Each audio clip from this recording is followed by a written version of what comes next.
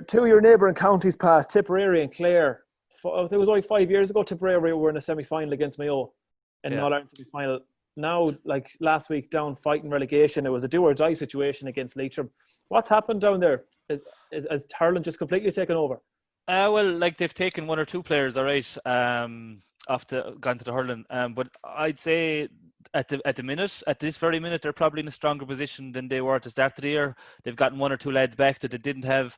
I suppose they're heading up to Leitrim last week. I was reading about Davy Power, like he said, didn't matter about performance. Getting the result was the big thing, because like they were very unlucky last year, to be fair, to come down from Division 2.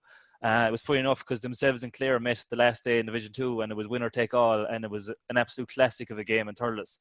A real high scoring affair, and Clare won by 1 point. And what I will say about Clare, having seen them, like they're that team the last few years, that anytime it's been close matches, they seem to be the ones that have come out on top. Like, so while there was only a point win, like they have form for it. And if you're looking at both teams from my point of view, like Clare are a serious outfit now. Like people still kind of look at them as kind of a team that are overachieving, but like they've been in Division 2 for 3 years now.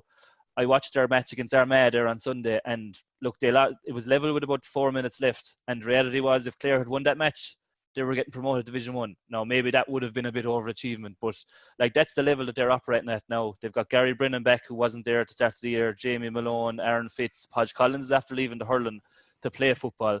So like if ever coming from a county like Limerick, anytime you see something like that happening, like I know his father's over the team, so he's probably getting in the ear every week when you're joining us. But like positive signs for Clare, like definitely. And now I will say it's a big advantage for Tip not having to travel to Cusack Park, because that place is such a hard place to get a result in. Thurles suits them much better. So I do think it's going to be a very high scoring game. I don't know what the over score is in points, but with the forwards that'll be on show on Sunday, I think it'll be very high scoring.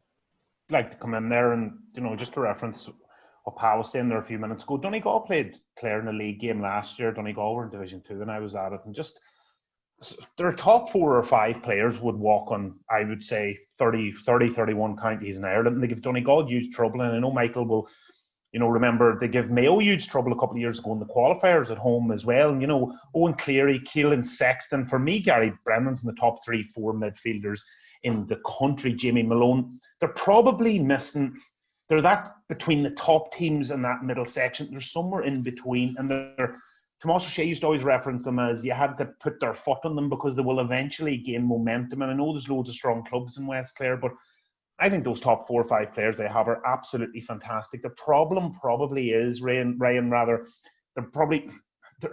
weak enough at the back and they're susceptible when teams start running at them, but they're a very, very formidable side. And to be honest, they're 6-4 this weekend, which I'm really, really surprised at. I fancy Clare to actually go on and win this game. They were an established Division 2 team for so many years, and the lads will say that's such a big thing as well. And I just think they're a very, very good side, and I think they'll win this weekend. Yeah, I'm looking forward to that one myself, and I'm sure, Pa, you know of the Clare full forward, Joe McGann. I played with him myself in the freshers 2 years ago. There's a goal in that fella, definitely. He scored a goal against Fermanagh last week, so there could be a goal in him against Tipperary. Probably of the games that we've seen so far, look at the Leinster games are going to be tight, but Tip Clare is going to be tight as well.